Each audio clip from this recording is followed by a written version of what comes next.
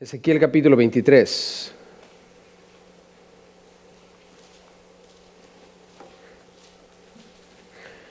Ezequiel capítulo 23, vamos a estar comenzando del versículo 22 en adelante.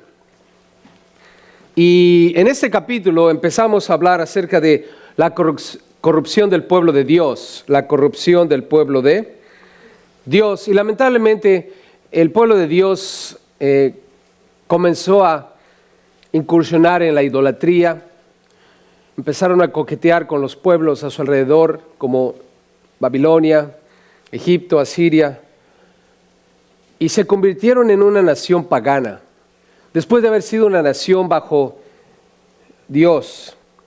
El problema con ello es de que habían mezclado lo que es Dios, el único y verdadero Dios, el Dios de Abraham, Isaac y Jacob, con las cosas del mundo.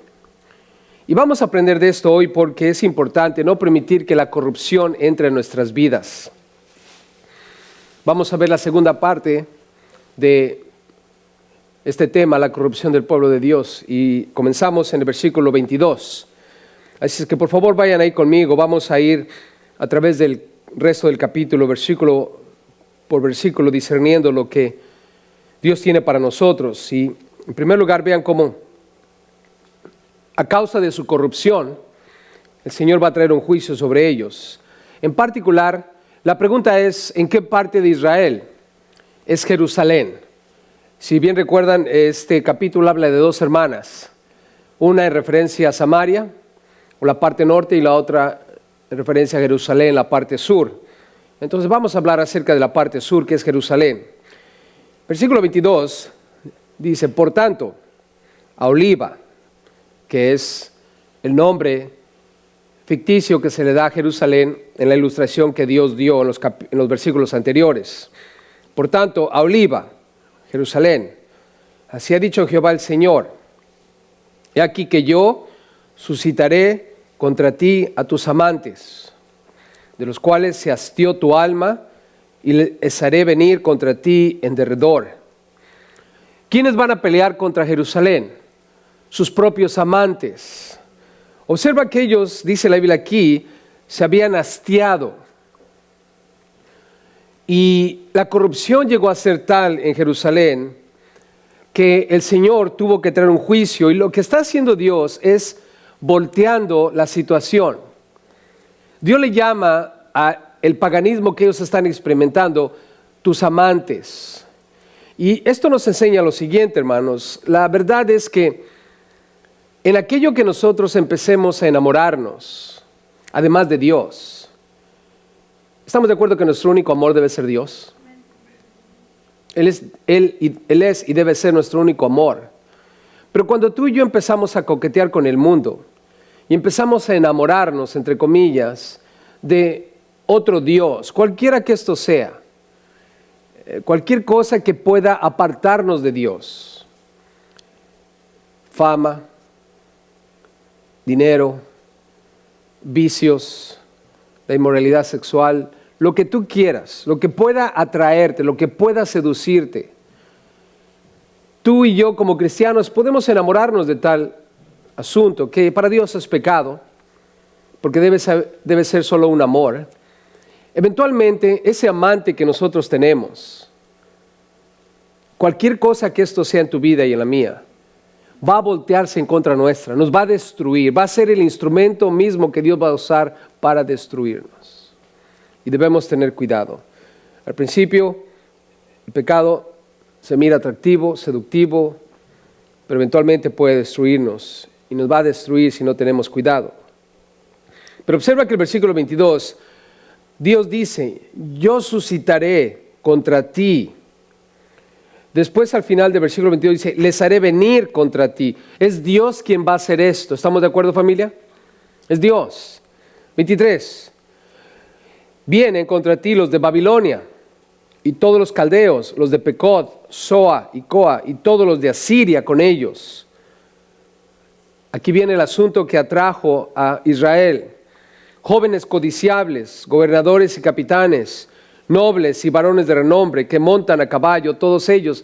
Israel se quedó con la boca abierta cuando vio a los ejércitos de Babilonia y de Asiria, y el gobierno que ellos tenían, y la manera como ellos se desempeñaban, y la fama, ellos se enamoraron de tal asunto y vino a ser su propia destrucción. En el versículo 24, observen cómo Jerusalén, hermanos, va a ser juzgada de manera militar. En otras palabras, es un asunto bélico.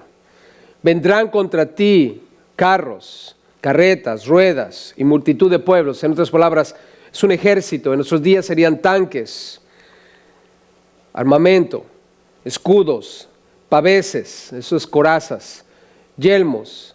Pondrán contra ti en derredor, o sea, la van a sitiar, va a ser un asunto bélico que va a destruirlos. Y yo pondré delante de ellos el juicio, y escucha esto, y por sus leyes te juzgarán.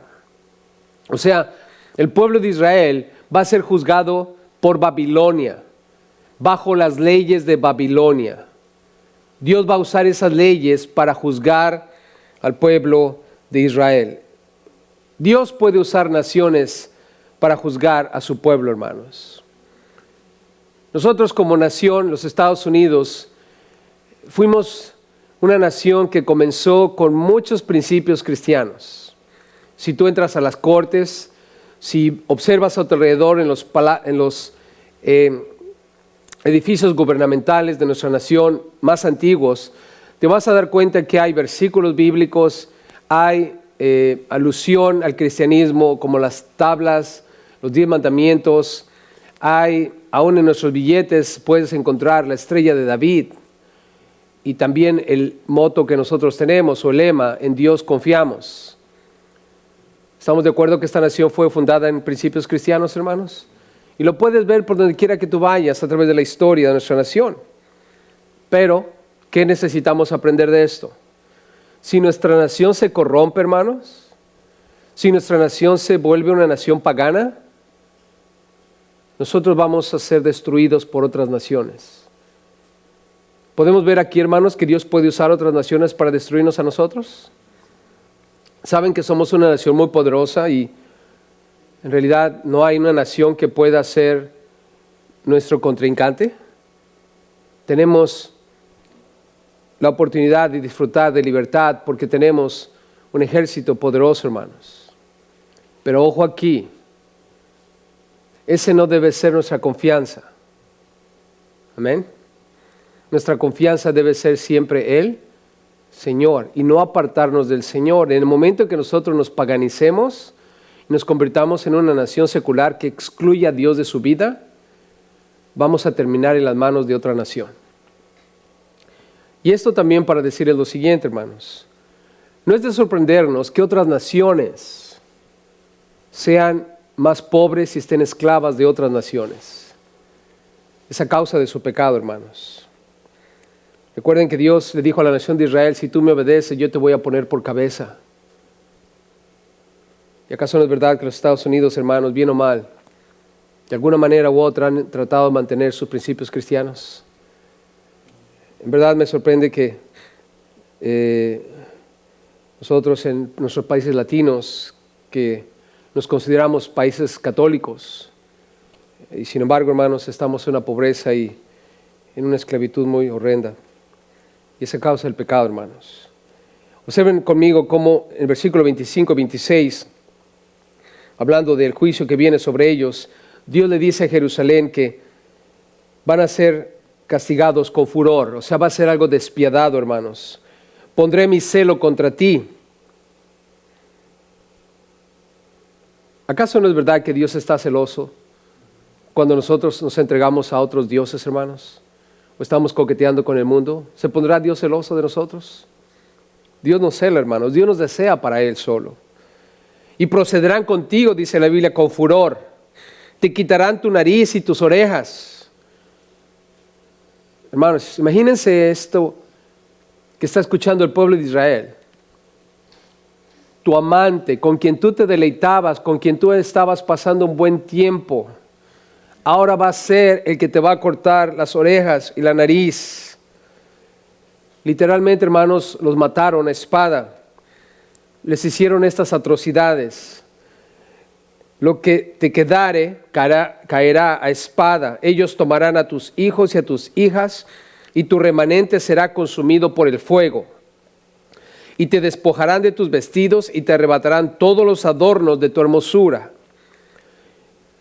El castigo va a ser brutal, hermanos. 27. ¿Cuál es la idea detrás de esto, hermanos?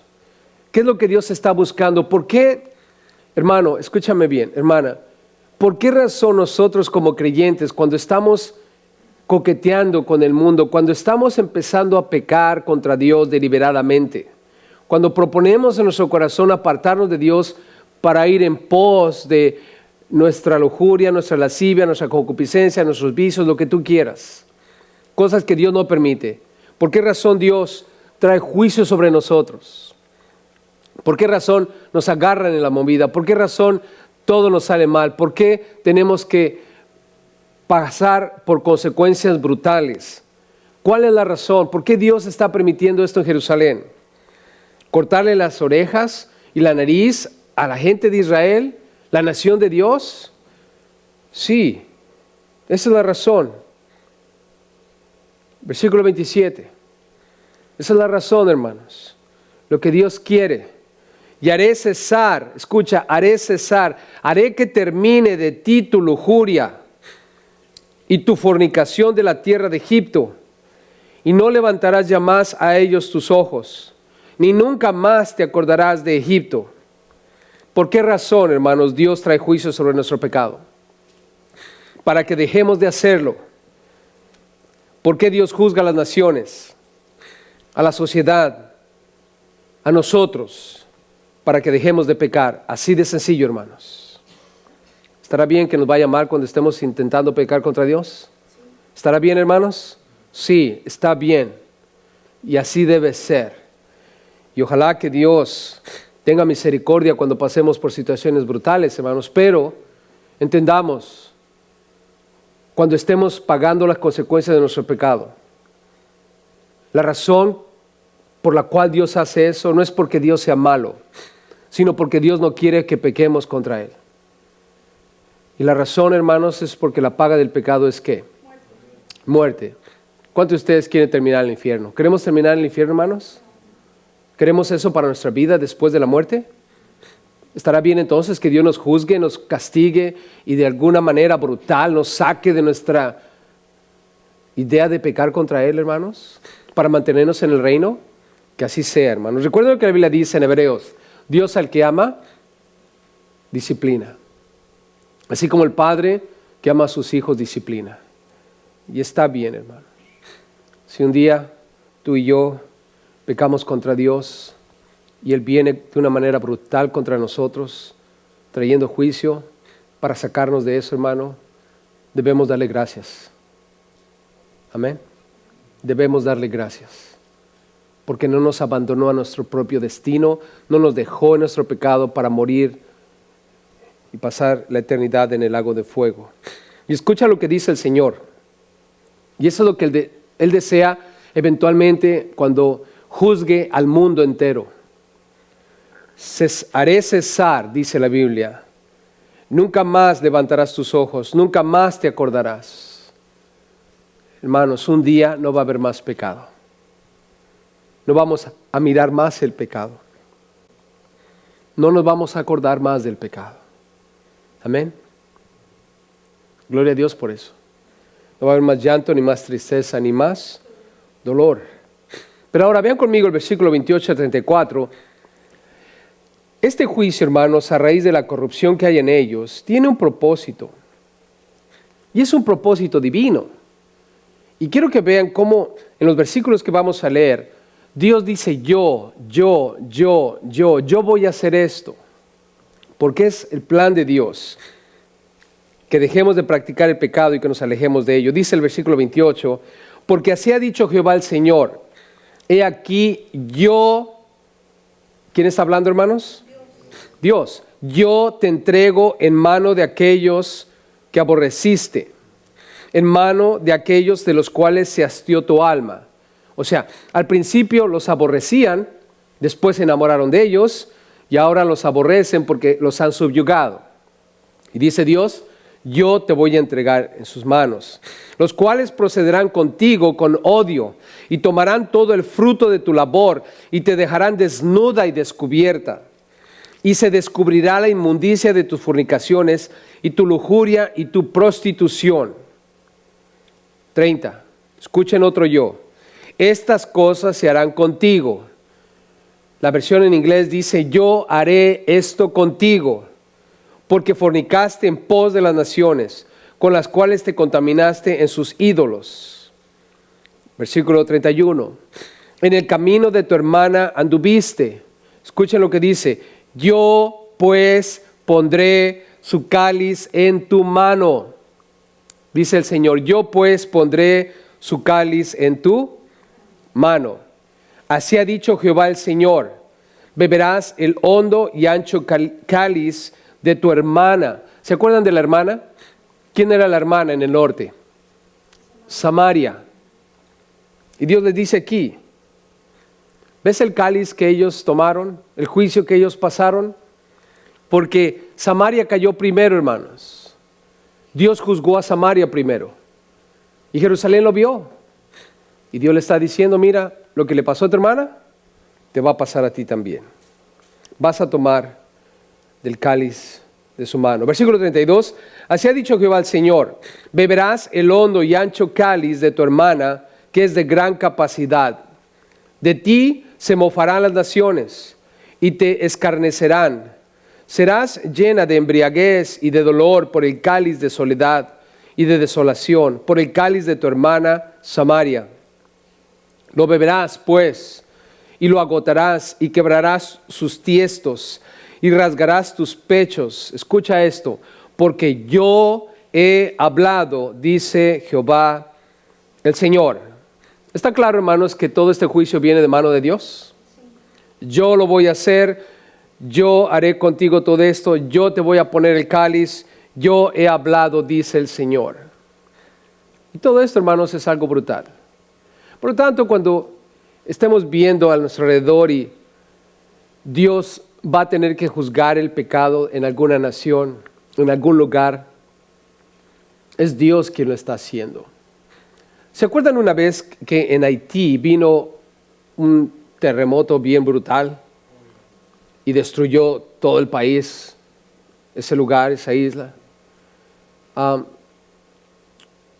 La pregunta que se hacía es, ¿fue un acto divino? Ahora, las compañías de seguros siempre dicen que es un acto divino, ¿verdad? Porque nadie puede provocar algo así. Pero cuando decimos un acto divino, ¿estamos hablando de que es un desastre natural o estamos tratando de insinuar o pensar que Dios actuó en ese lugar? Bueno, quiero decirte, en base a lo que sé por algunos amigos misioneros que están en Haití, ese lugar, hermanos, es un lugar donde el satanismo tiene su lugar. Como Jesús dice en el libro de Apocalipsis, es un lugar donde mora Satanás, es un lugar donde Satanás tiene su trono, donde hay una sinagoga de Satanás. Y es un país muy dado a la hechicería, a la brujería, a la magia negra, al satanismo, hermanos. Y el Señor está juzgando a Israel por la corrupción que hay en ellos. Se han entregado a un Dios llamado Moloch. Y como hemos leído, hermanos, están quemando a sus hijos en los brazos de Moloch, literalmente. Hacían una hoguera que calentaba las manos del ídolo y ponían a sus hijos allí para ser quemados a ese Dios. Y la adoración a ese ídolo, hermanos, también estaba llena de prácticas perversas. Y Dios trajo esta destrucción a sus vidas para juzgarlos. Y cuando alguien me preguntaba acerca de Haití, ¿qué pensaba? Yo le digo, bueno, yo no puedo decirte a ciencia cierta si es un acto divino en el sentido que Dios está juzgando, pero en base a los hechos, en base a lo que vemos en esa nación. Es una nación entregada a la magia negra, al ocultismo, el satanismo y todo lo demás. Es probable es probable que Dios haya traído juicio sobre esa nación. ¿Se han dado cuenta que cuando ocurre algo catastrófico, todos nosotros doblamos nuestras rodillas de una manera más fácil? ¿Se han dado cuenta de eso, hermanos? Estaba viendo el video de un ladrón que entró a robar a una tienda pequeña. Y había 3 mujeres allí, y él entra con una pistola, empieza a amenazar a los 3 que están ahí trabajando, y se mete detrás de la caja, y estos 3, cuando ven que él está detrás del mostrador, salen de la tienda. Era una tienda pequeña, solo tenía una puerta de entrada. Y entonces cuando salen, él está tan entretenido robando ahí la caja, y la empleada que tenía la llave cierra la tienda por fuera. Y entonces él empieza a tratar de escaparse, ¿no? Cuando se da cuenta que ya no están, y sale y empuja la puerta, está cerrada con llave y tiene rejas.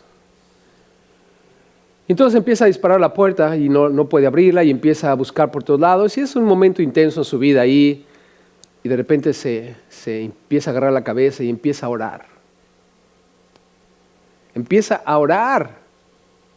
Se convirtió en ese momento, hermanos. Empezó a orar para que Dios lo ayudara. Empezó a pedir perdón, empezó a pedir auxilio. Ahora, ¿ustedes piensan que fue una verdadera conversión, hermanos? ¿Ustedes piensan que en verdad estaba clamando a Dios de todo su corazón? Yo creo que lo que estaba tratando de hacer es chantajear a Dios para que le diera la oportunidad de escapar. Y no es otra cosa, hermanos, sino un juicio que Dios trajo sobre su vida.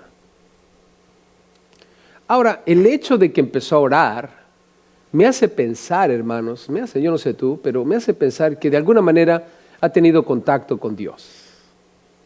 Ya sea a través de la familia, a lo mejor era parte de una iglesia, a lo mejor tocaba en el coro, o a lo mejor era alguno de los hijos de la iglesia, no sé, pero la razón de que empieza a orar me hace pensar que ha sido expuesto. A lo mejor en la cárcel en algún momento alguien le predicó, ¿no?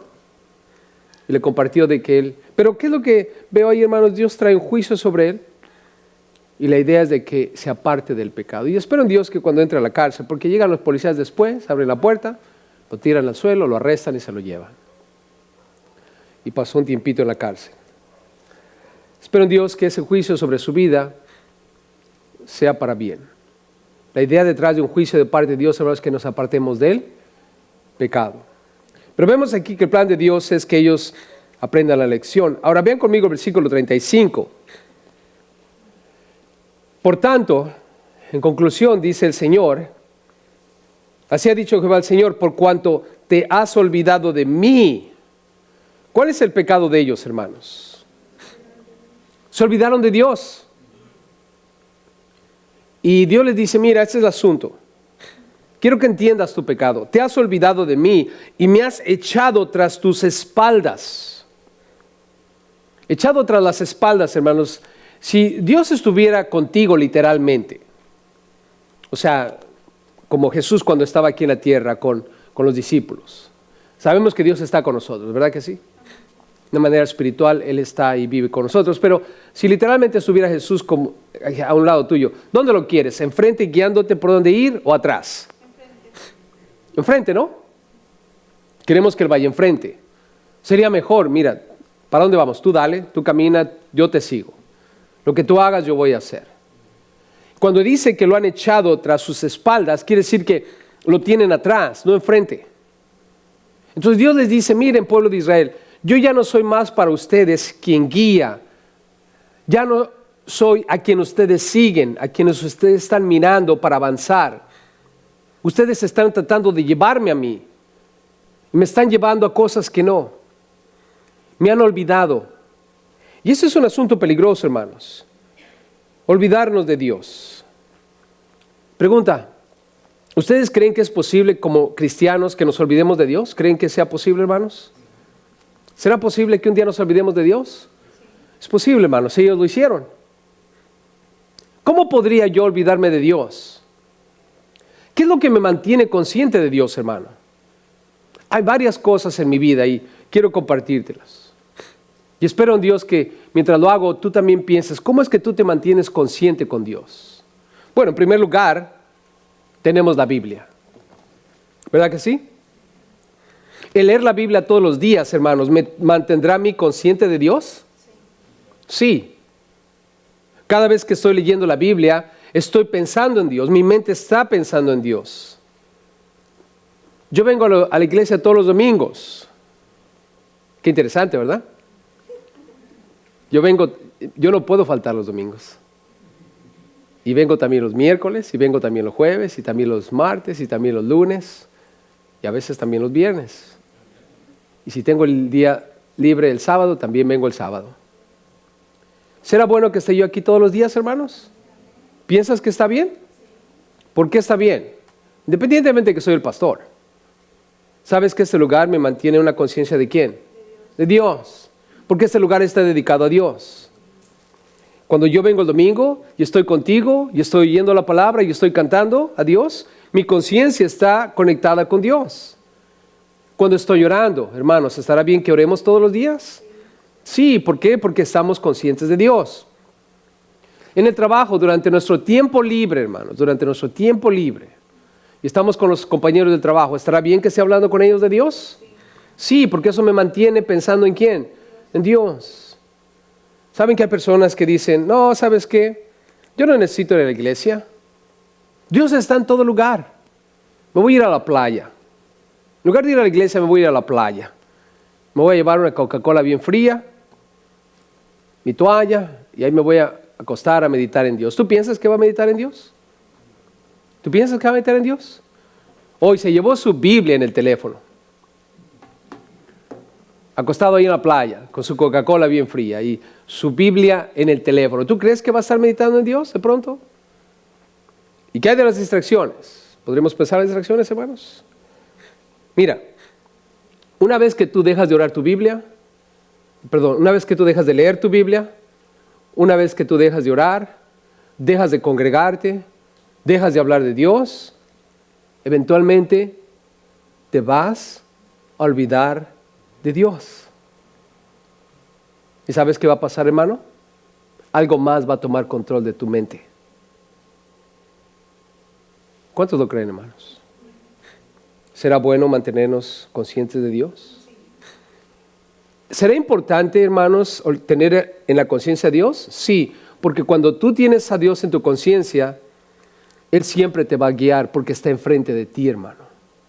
El problema con ellos es que se olvidaron y le echaron las espaldas. Y ahora ve lo que dice el 35. Por eso, te has olvidado de mí, voy a tus espaldas como si fuera una mochila. Lleva tú también tu lujuria y tus fornicaciones. ¿Por qué estás en fornicaciones y en lujurias? Porque me has olvidado. Ahora, veamos el versículo 36 al 37, hermanos. En estos versículos hay un componente interesante, más bien 36 en adelante,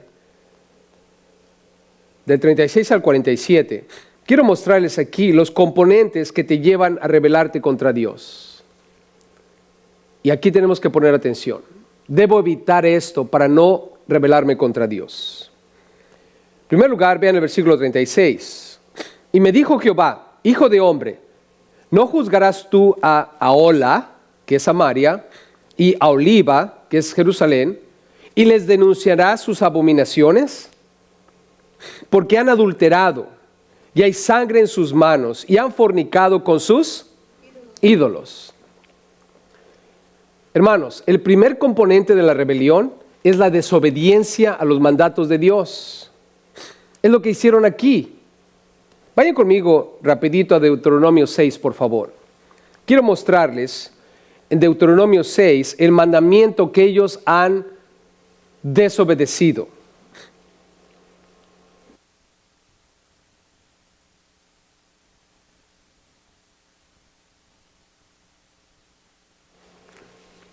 Dios les dice, diles acerca de sus abominaciones, han adulterado, han fornicado. Vean Deuteronomio 6, 4 al 13. Eso es importante, hermanos. Oye Israel, Jehová nuestro Dios, Jehová uno es. ¿Se acuerdan que Dios habla de sus amantes? Escucha esto. Y amarás a Jehová tu Dios de todo tu corazón y de toda tu alma y con todas tus fuerzas. Pregunta, ¿ese mandamiento permite amantes? ¿Permite amantes, hermanos? No. Y ellos tuvieron amantes. 6.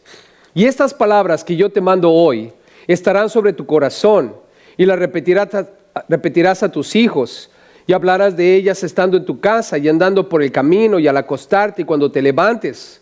Y las atarás como una señal en tu mano y estarán como frontales entre tus ojos. Y las escribirás en los postes de tu casa y en tus puertas.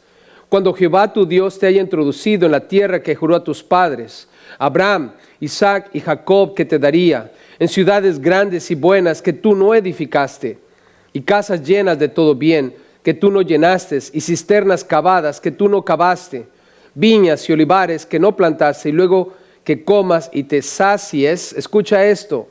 12.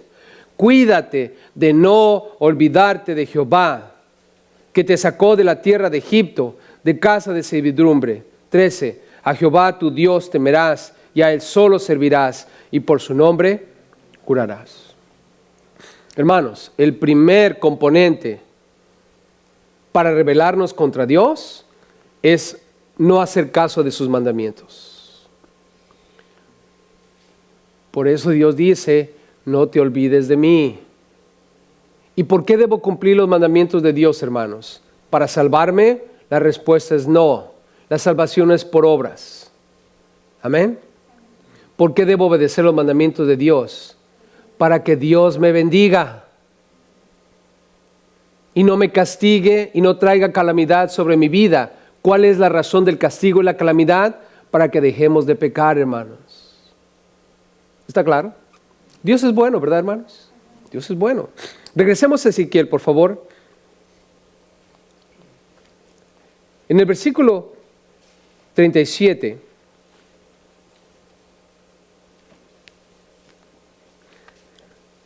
Dios dice, han adulterado y han fornicado.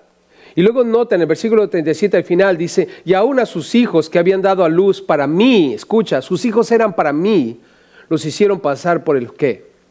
Por el fuego, quemándolos. ¿Qué era eso, hermanos? Moloc. Los hijos eran para Dios y ellos los están entregando a Moloc. Segundo componente para la rebelión, hermanos. Vean el versículo 38 y 39. Este es un segundo problema que debemos evitar. Aún esto, más me hicieron. Contaminaron mi santuario en aquel día y profanaron mis días de reposo. Nota, contaminaron, profanaron. Pues habiendo sacrificado a sus hijos a sus ídolos, escucha esto, entraban en mi santuario el mismo día para contaminarlo. Y aquí así hicieron en medio de mi casa. Oh, ¿tú crees que eso está bien, hermanos? Van a los lugares altos, hacen sacrificios paganos y después vienen al templo a hacer sacrificios a Dios. ¿Saben lo que es eso, hermanos? Segundo componente que debemos evitar. En primer lugar, obedezcamos los mandamientos de Dios. No los desobedezcas porque eso es rebelión. En segundo lugar, tú no puedes, yo no puedo venir al templo de Dios, adorar a Dios, elevar oraciones a Dios, aprender de Dios y allá afuera en el mundo, hermano, estar haciendo cosas que no son de Dios. Por ejemplo, malas palabras. ¿Está bien que digamos malas palabras, hermanos? ¿Puede de una boca, como dice el libro de Santiago, salir agua dulce y agua amarga? ¿Puede salir de una misma fuente agua dulce y amarga? No, hermanos. O es agua dulce o es agua amarga. ¿Cómo puedo yo pasarme allá afuera en el mundo maldiciendo, blasfemando con mis palabras, con mi boca, hablando de una manera sucia, y venir el domingo a la iglesia y cantarle palabras dulces a Dios? ¿Tú piensas que eso es bueno, hermano? No, ¿sabes qué es eso? Es rebelión contra Dios. Estás contaminando, profanando la adoración a Dios. Y no debe ser, hermanos. Que Dios nos perdone. Amén. Ahora, nuestro cuerpo, hermanos, ¿es templo del Espíritu de Dios?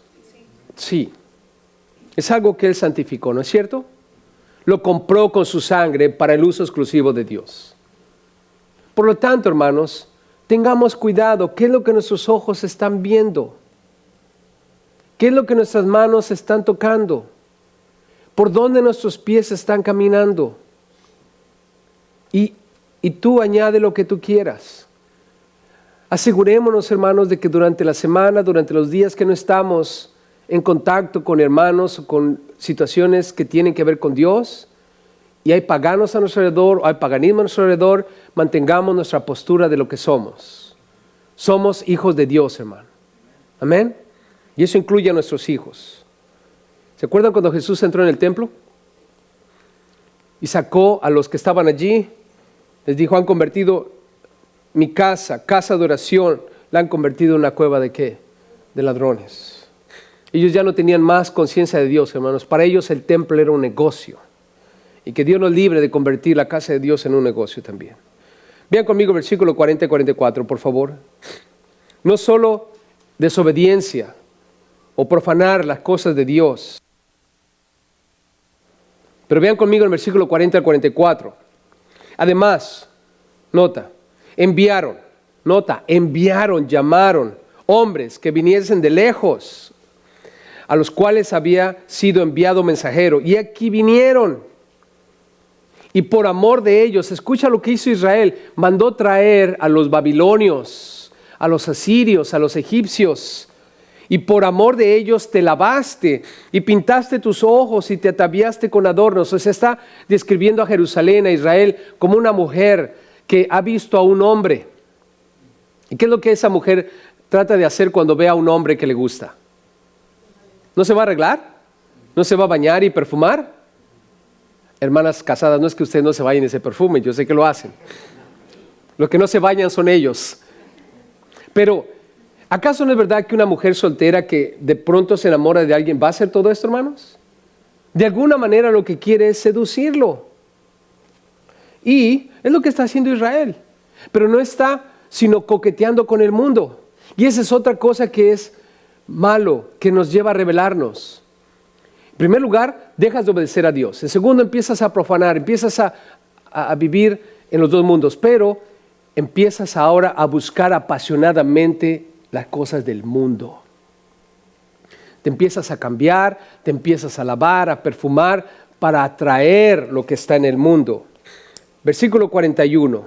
Y te sentaste, escucha esto, y te sentaste sobre suntuoso estrado, y fue preparada mesa delante de él. Y sobre ella pusiste mi incienso, escucha esto, pusiste mi incienso y mi aceite. ¿Acaso no debe ser solo para Dios, hermanos? Pero ahora lo está compartiendo con las naciones. Y se oyó en ella, en ese lugar, voz de compañía que se solazaba con ellos. Estaban teniendo un gran alboroto ahí, era una fiesta. Y con los varones de la gente común fueron traídos los sabeos del desierto. Y pusieron pulseras en sus manos y bellas coronas sobre sus cabezas. Está hablando de que esas mujeres ahora, estos hombres les han puesto pulseras, coronas, o sea, están participando ya de esa seducción. Nota 43. Y dije, respecto de la envejecida, Biblias Américas dice consumada, versión internacional dice desgastada en adulterios. O sea, Israel, hermanos, antes de invitar a estos, ya estaba en adulterio contra Dios. Dios está hasta el colmo de ellos, hermanos. ¿Por qué? Porque ellos están invitando las cosas del mundo a sus vidas. Versículo 43, la pregunta. ¿Todavía cometerán fornicaciones con ella y ella con ellos? O sea, ¿ya es suficiente el pecado que han hecho y ahora van a seguir pecando? 44. Porque han venido a ella como quien viene a mujer ramera. Así vinieron a Ola y a Oholiba, o sea, Samaria y Jerusalén.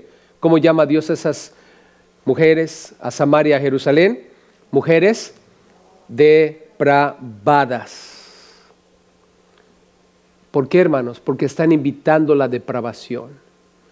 ¿Cómo sé yo que estoy rebelándome contra Dios? Cuando empiezo a desobedecer a Dios en sus mandamientos. Cuando empiezo a profanar la adoración a Dios. Y cuando empiezo a invitar al mundo a mi vida, hermanos. Y es muy fácil hacer eso. Por ejemplo, la televisión. No voy a decirte que la televisión es el ojo del diablo. No lo es, hermanos. Pero observa lo que puede pasar hablando de invitar. Ahorita ves programas cristianos. Solamente el canal 40 y 41 y 42. Y solamente estás ahí. ¿Verdad que sí? Pero ¿qué empieza a pasar, hermanos? De repente empiezas a dejar de ver menos el canal y ahora empiezas a ver otros canales. Y todavía, por si fuera poco, compras el cable. Y el cable empieza a invitarte a ver otras cosas. Entonces empiezas a pervertir tu vida viendo cosas que no tienes que ver, invitándolas a tu vida. Y podemos seguir hablando de otras cosas, hermanos. Solo quiero darles ese ejemplo que es muy común, porque es lo más práctico que tenemos enfrente de nosotros que puede destruirnos. Y por último, vean el 45 al 47, hablando de la rebelión. ¿Qué otra cosa nos lleva a rebelarnos contra Dios? Las consecuencias de nuestro pecado, hermanos. Porque muchas personas, cuando sufren las consecuencias del pecado, ¿qué es lo que hacen? Abandonan a Dios. ¿Has visto alguna persona que paga consecuencias de su pecado y abandona a Dios? Sí. Porque creen que Dios no los ama. Nota el versículo 45. Por tanto, hombres justos los juzgarán por la ley de las adúlteras y por la ley de los que derraman sangre, porque son adúlteras y sangre hay en sus manos. Por lo que así ha dicho Jehová el Señor, yo haré subir contra ellas tropas y las entregaré a turbación y a rapiña. Y las turbas las apedrearán. Ese es el pago al adúltero, hermanos. ¿Se acuerdan de Jesús cuando fue tentado en cuanto a qué iba a hacer con la mujer adúltera? ¿Se acuerdan que los hombres venían con piedras en sus manos? Para apedrearla era el pago del adulterio. Y las turbas las apedrearán y las atravesarán con sus espadas, matarán a sus hijos y a sus hijas y sus casas consumirán con fuego. Es lo que te va a pasar. Cuando empiezo a desobedecer a Dios, estoy rebelándome. Empiezo a profanar la adoración a Dios, estoy rebelándome. Estoy invitando al mundo y su perversidad, estoy rebelándome. Y a causa de estas tres cosas, ¿qué es lo que viene? Las consecuencias de mi pecado. ¿Y qué haces? En lugar de arrepentirte, le das la espalda a Dios. Porque Dios no te ama, porque Dios no te quiere, porque todo te va mal. Pero no es por Dios, hermano, es por nuestro pecado. Y las consecuencias, lo que sembramos, la cosecha es castigo, es disciplina de parte de Dios. Y muchas personas que hacen, se rebelan contra Dios. Que no nos pase, hermanos. Versículo 48 y 49. Dios nos recuerda el propósito de su juicio. ¿Qué es lo que Dios quiere? Versículo 48. Y haré cesar la lujuria de la tierra. Y cuando dice lujuria ahí, hermanos, es una palabra que habla de perversión sexual. Porque ellos, cuando adoraban a Moloch, cometían de todo tipo de perversidad en ese contexto. Y Dios dice, yo voy a hacer parar todo esto. Y escarmentarán todas las mujeres. Recuerden que está comparando a Jerusalén con una mujer. Es una nación. Y dice Dios, todas las demás naciones también van a escarmentar. Y no harán según vuestras perversidades. ¿Qué es lo que Dios quiere cuando está llevando a juicio a alguien o a una nación? Que los demás observemos. Para que escarmentemos y no hagamos lo mismo. Porque Dios lo que desea es que el pecado cese, que no exista más en nuestras vidas. Esa es la razón del juicio. Y nota lo que dice el versículo 49. Y sobre vosotras pondrán vuestras perversidades y pagaréis los pecados de vuestra idolatría. Hermanos, ¿vamos a pagar las consecuencias? ¿Sí o sí? Sí. ¿Va Dios perdonarnos y pedimos perdón? Sí. Pero vamos a pagar las consecuencias. Pero ahora, esa es la máxima del por qué Dios trae juicio. al final de 49. Y sabréis que yo soy Jehová el Señor. Y sabréis que yo soy Jehová el Señor. Hermanos, cuando vienen juicios de parte de Dios, no solo es porque Él quiere hacer que el pecado cese, sino lo que Dios quiere es que todos entiendan que Dios existe, hermanos, y que Dios juzga. Este amigo que les conté que está en Haití, un pastor amigo que está de misionero allá, él se fue a Haití después de que pasó la catástrofe, porque las puertas se abrieron para ir a ministrar allá. Y él tiene un centro de entrenamiento para pastores y está haciendo una obra gloriosa y maravillosa, hermanos. Dios trajo juicio sobre esa nación, en mi opinión, por su pecado. Una nación entregada al satanismo. Pero a raíz de eso, hermanos, algunos cristianos partieron para ese lugar, para predicar, para preparar, para que el mundo sepa en ese lugar que Dios existe, hermanos, y que trae juicio sobre el pecado. ¿Para qué? Para que se arrepientan y se entreguen a Dios y puedan salvar su alma. Ese es el propósito, hermanos. Así es que al leer todo esto nos damos cuenta de que Dios es un Dios que trae juicio sobre el pecado, pero con propósito. Y sabemos el propósito, ¿verdad que sí, hermanos? Por lo tanto, evitemos la corrupción. Veamos lo que le pasó a Jerusalén. Nos puede pasar a nosotros también. No queremos eso en nuestras vidas. Amén. Mantengámonos con la conciencia siempre de Dios. Lee tu Biblia más, ora más, participa más en las actividades de la iglesia. Y la conciencia de Dios siempre va a estar presente y vas a estar en una posición donde no te vas a rebelar contra Dios, lo cual es el deseo máximo de nuestro Señor, que seamos obedientes a Él para que Él pueda bendecirnos abundantemente. Padre bueno.